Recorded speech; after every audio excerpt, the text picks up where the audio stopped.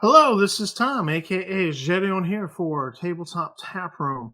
Recently, we did a video called the Gygaxian distribution of magic items, and I used the Moldvay basic rules and Keep on the Borderlands as a microcosm that was very controllable, very limited, because, like, if I had used the DMG for from Advanced Dungeons and Dragons, we're talking about a list of, check my number here, 369 magic items, not counting the artifacts.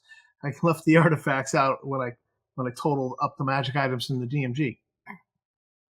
Just because I really feel like, the artifacts are just so big that they deserve that they just don't need to be like a random thing. They really need to be something that the game master has well thought out to place in their campaign system. So I've completely left them out for the number crunching that I've done for this particular video.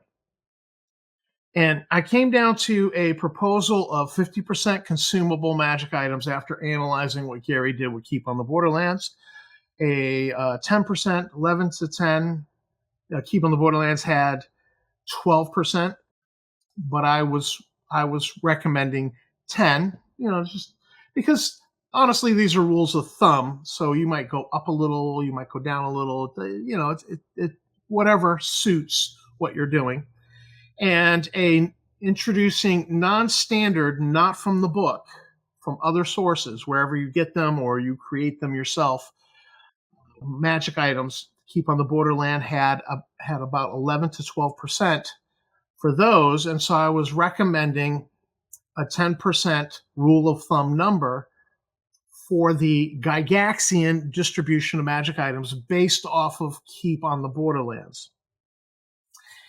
But I felt like, we really should do this for other levels of playing. For instance, I've now done it for the expert set and the Isle of Dread, which was the bundled module with the expert rules. And I've done it I happen to have L1 Secret of Bone Hill from Len Lakofka, and I did an AD&D analysis of the breakdown of magic items. And we'll look at that with this video. But before I get too deep, I just want to say thank you for watching the video. Thanks to my subscribers. You guys are great. And don't forget that like, subscribe, and bell icon and help me build the channel. Now let's go right to a screen share. Here is my little chart that I have compiled now after doing this analysis of Moldvay Basic, Keep on the Borderlands, Expert, Isle of Dread, and AD&D DMG, and L1 Secret of Bone Hill. I chose L1 Secret of Bone Hill simply because it's what I could lay my hands on. I could not locate my copy of the Village of Hamlet. I don't know where it is. It's somewhere in the other room where there's a lot of just stuff stacked and put in boxes, put away, and just not readily available. So if anybody has a PDF of Village of Hamlet you want to loan me, I'll do that analysis. I really felt like that was the module to do this analysis with, because it's a nice starting module, and it would compare well to Keep on the Borderlands, because you have that strategic environment of the village, and then what's outside the village for the players to explore, and where they have a license to murder hobo everything outside the village. So I thought that would be a nice comparison. So but just to get this done, I did L1 Secret of Bone Hill, which actually does have a strategic environment, the Castle of Resford, where you do not expect the players to go murder hobo. So I did not, a little caveat, I did not total up or account for the magic items in there. However, it's in looking at the module, it does feel like it's intended for the players to be searching and exploring the castle, because there are like little secret compartments and magic items that are not somebody's possession, and things like a bottle of genie summoning is there. There's a secret compartment with the deck of many things in the L1 Secret of Bone Hill. So it does feel like it is intended, but I have completely left out the castle and not left it in here, which is okay because there was, if you notice here, total magic items found in Secret of Bone Hill is 80, and that includes nothing that's in the castle.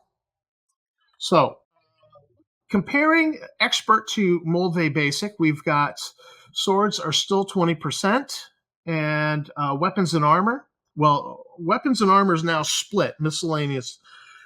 So you get 10% in expert are armor and 5% are weapons.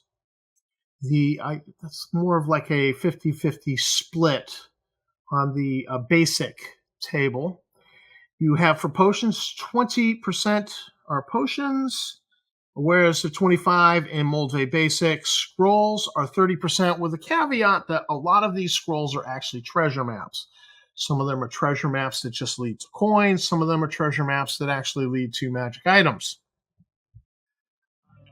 Treasure maps are not inherently magical, but I did not exclude them from the number crunching. I just counted everything up and went with it. Rings are still 5%. Wands and rods and staffs are still 5%. And miscellaneous items are still 5%. Total magic items for the expert rulebook are 178, and 55% of them are consumables. Now, there's a little bit of fudging with this consumable number. For instance, there's a couple of things in the rods and staffs that don't really count as consumables, like, say, the snake staff. However, in the miscellaneous weapons, there are things that do count as consumables, and that would be like your +1 arrows, +1 quarrels for the crossbow. So those things would. I just ignored the miscellaneous weapons that did not account for the arrows, and I just treated all rods and staffs and wands as consumables. It's kind of a wash. It's a few from this list wouldn't be counted. Few from this list would be counted. We're just really talking, honestly, a rule of thumb percentage number here. So for the expert, it's 55% are consumables, and 8.8 or 9% of them are the cursed negative items. Now, in Isle of Dread, if you found everything in the Isle of Dread, there's not really a strategic. Well, there is the villages behind the wall, the primitive villagers, and they don't really have much in the way of magic items. So, doesn't matter whether or not I counted the stuff in there. I just counted everything in the Isle of Dread. So if you find everything, it's 14% are swords, 7% are armor, 17% are miscellaneous weapons. So, some of these numbers do change. 28% are potions, 14% are scrolls, 10% are rings. There's actually 3 rings. And I think one of the things you could do is you could have like a journal entry talking about the 3 rings of so-and-so that were lost on the Isle of Dread. So the players know there are 3 rings to be found. One of them, I don't think they'll find at all because of where it is, but who knows? I mean, they could be using a wand of magic detection, and they'll be like, there's something magical in the corpse of that dinosaur. So they cut it open, and they'll find in the belly the ring on a hand, and it's been eaten by the dinosaur. So that would be one. That's one of the things I would do so that the players know, oh, there are 3 rings to be found out there. We should really look for this. There were 0 wands, staffs, and rods. And for miscellaneous magic items, it was 7%. So the total magic found on the Isle of Dread was 29, 42% were consumables, and 10% were negative. There were no non-standard magic items introduced. So again, these numbers, as a rule of thumb, do hold up. 42% is kind of close to 50% consumables. And the 10% cursed and negative items did hold up as a rule of thumb. Now, looking at Advanced Dungeons & Dragons, and this was a lot of counting on my part, the breakdown is when you go to page 121 in the DMG, It's 20% are potions, 15% are scrolls, rings are 5%, same as across the board for BX. Rods, wands, and staves, again, 5%. Miscellaneous magic is 15%. Now that's up because there's like 5 D100 tables of miscellaneous magic items. And then one entry on there is artifacts. And so then you go to a special table of just artifacts. Again, I left the artifacts out completely. So the miscellaneous is 15%. Armor is 15%. Swords are 11%. And miscellaneous weapons are 14%. You have a total in the DMG of 369 magic items, excluding the actually that's 368 magic items because you have that one listing that was artifacts and I accidentally counted that. So 368. My numbers will be a little off here because it was all computed on 369, but it's not that big a deal. Total magic items in the DMG, 40% are consumable, a little down, 13% are cursed, negative items. So again, the 40 to 50% consumable, as a rule of thumb, it holds. And again, with the cursed negative items, 13% of the entire list is cursed negative items. And there's actually probably more of the consumables. There's some things in the miscellaneous magic items like dust of disappearance, dust of this. Those would be a consumable with just a few uses and then it's gone. That you would use it up. And there's probably more magic arrows and magic quarrels in the DMG list. So there's quite possibly more consumables in the DMG list. So this number, this 40%, is a little bit low. But I feel like, as a rule of thumb, 40 to 50 really works well. So now, looking at the Secret of Bone Hill, you got 39% potions now. So it's a big number. And there's one room where somebody was like experimenting with mixing potions. And there's 8 of them that are good, but there's 16 of them that are toxic, poisonous. So that actually was kind of something that was chosen by the writer of the module. And they did it on purpose as just kind of a fun experimental thing to screw with the players a little bit. Some of those potions are unmixed, but a bunch of them are mixed, of the good ones. So it'll be like, long life and speed. Well, mixed together, or one thing and vampire control mixed together. So you get so you get some weird effects going on with that. And I think that was just about having fun with screwing around and keeping the players off of their feet. So technically, that would actually, those ones that were mixed potions would be non-standard, and that should actually bump up my number. My number of non-standard is 6%, so it's artificially low. It probably needed to be higher. And if you add in those mixed potions, it probably bumps it up closer to the rule of thumb that I came up with for basic with Keep on the Borderlands of 10%. So it bumps it up to there. The scrolls was only 1%, surprisingly. It was only basically one scroll.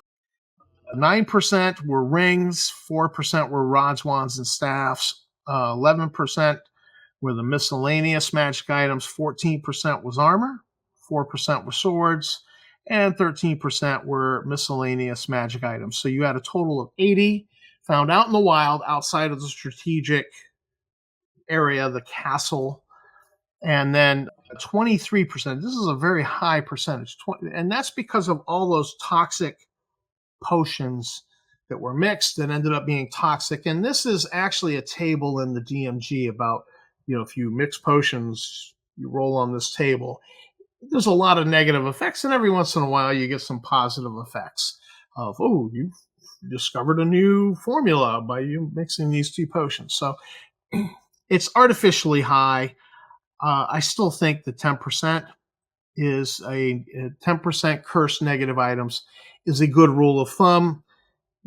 Adjust it up and down to suit yourself. So the numbers have held across BX and the DMG and one DMG one AD&D module of 50. I would say 50% consumables and 10% negative cursed of the whole total.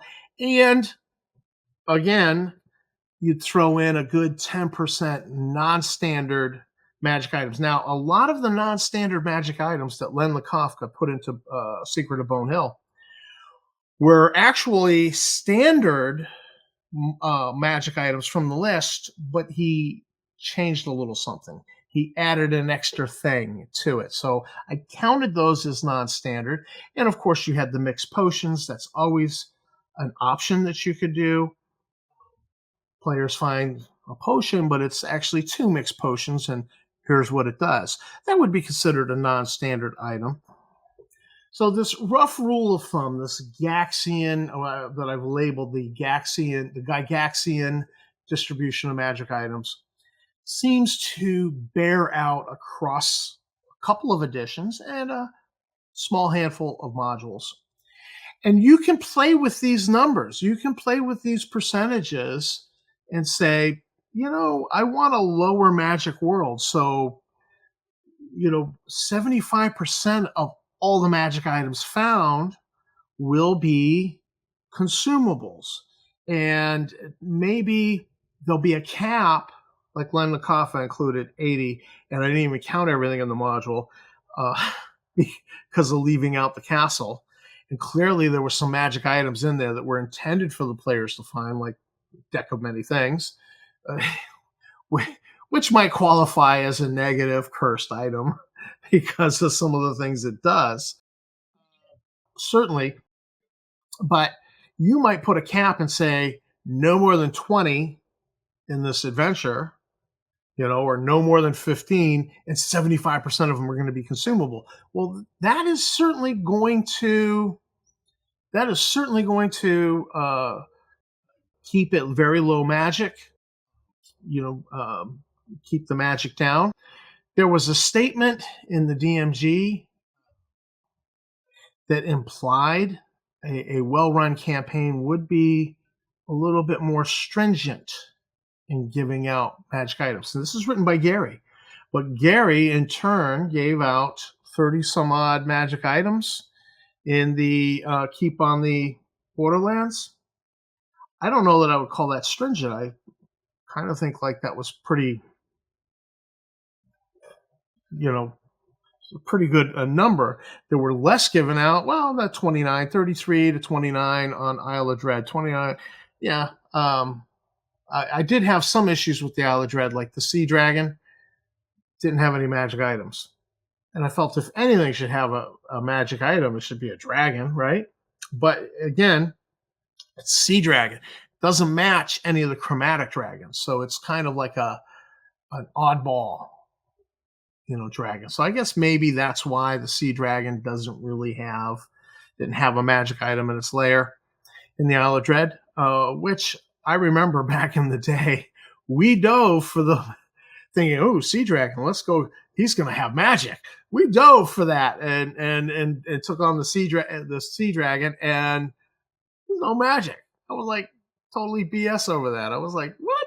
So, I remember being angry way back. Certainly, there's you can actually play with these percentages to modify them to create a more stingy, low magic type of setting if that's what you're going for. I would certainly think that that's possible. But again, my rule of thumb is 40 to 50% consumables, 10% curse negative. Keep players on their feet, keep them on their toes, and then some non-standards so that they don't assume they know, oh, pair of boots. This must be the elven boots because we're playing BX, and that's the only boots on the, magic item list. No. we're introducing other non-standard magic items. You may not know what this item is just by looking at it, going, well, it's magical and it's boots. Probably elven boots. And I've always wanted a pair, so whoop. Now, we might introduce dancing boots from the DMG, from AD&D into basic, and just to screw with you a little bit. So certainly the non-standard items and the cursed items are there to keep the players on their toes, so they don't assume they just know what something is. Keep them honest, keep them honest, make them research what a magic item is, take it to a wizard, pay for him to research it. Oh, this is what it is, and here's the command word for it. I think that's a good thing for the game. So this is Tom for Tabletop Taproom with our Gygaxian magic distribution rule of thumb. And it's certainly playing out, and I may just do the entire B series of modules to be able to chart boom, boom, boom, boom. This module bucks the system, but all the rest support, that might be an interesting study. I don't know. We'll look into that for sure. I might have to get some PDFs off of drive-through to fully be able to do that. But again, thanks for watching the video. Thanks to my subscribers. You guys are great. Don't forget that like, subscribe, and bell icon. And keep on gaming. Do it with some magic items.